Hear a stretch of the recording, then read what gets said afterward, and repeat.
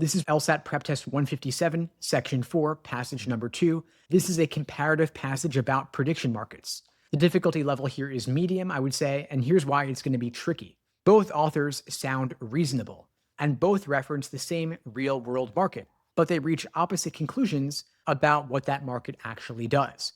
If you blur the line between those two conclusions, you're going to be done. Now, the structure here is to agree on the facts, but disagree on the meaning of the facts. You want to keep that in mind throughout here. Passage A is a sales pitch.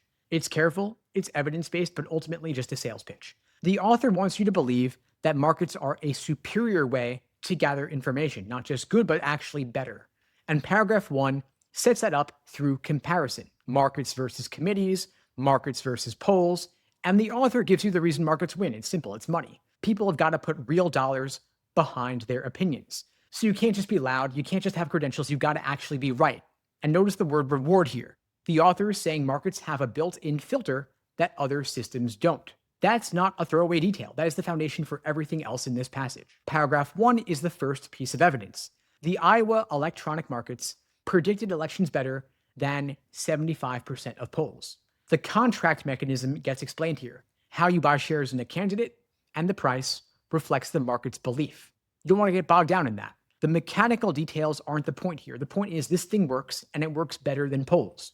You want to speed up here through the middle of the paragraph, just grab the result and move on. But paragraph 3 is where you slow down. That is passage A's most important paragraph. A trading experiment where only 2 out of 12 people knew the real value of a stock. No one could talk. All they could do was buy and sell. And within seconds, the whole group was trading as if they all knew. And that is a big claim. The market didn't just collect opinions, it extracted hidden knowledge. You want to slow down here. The LSAT questions will ask you what this experiment proves, and the answer is something beyond what polls or surveys can do. The market figured out what the insiders knew without anybody saying a word. That is the magic trick passage A is selling you. Then passage B, different author, different tone entirely. First sentence, markets are not infallible.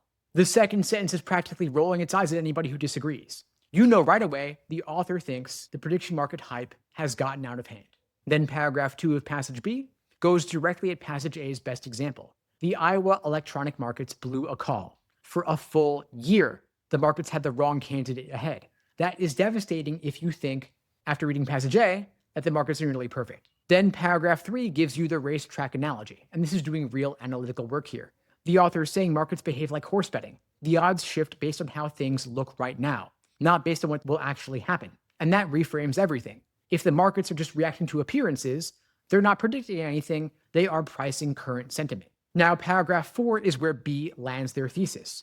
Prediction markets are just polls with an entry fee. The entry fee might filter out those who aren't serious, so the data is, a little bit cleaner, but conclusions are still just guesses. Sometimes right, sometimes wrong. There's no special power. Now, here is the key move. This whole passage pair turns on one question. Are prediction markets fundamentally different than polls, or just slightly better versions of them? Passage A says different. Markets don't just ask people what they think. They reveal what informed people know, even when those people cannot communicate directly. And that insider experiment is the proof. Passage B says no. Markets are polls. They're nicer polls, but they're still just polls. And polls get things wrong all the time. The biggest trap here is overstating passage B's position. B doesn't say prediction markets are garbage. B admits the entry fee generates more serious responses, and B says that they're sometimes right.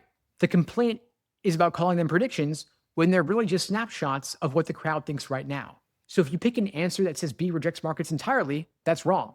Now there is one more thing to watch here. Both authors use the Iowa electronic markets. A picks a win, B picks a loss, same source with opposite spin. And the LSAT loves to make that kind of move. If you see a question about how both authors use evidence, that is what it's pointing at.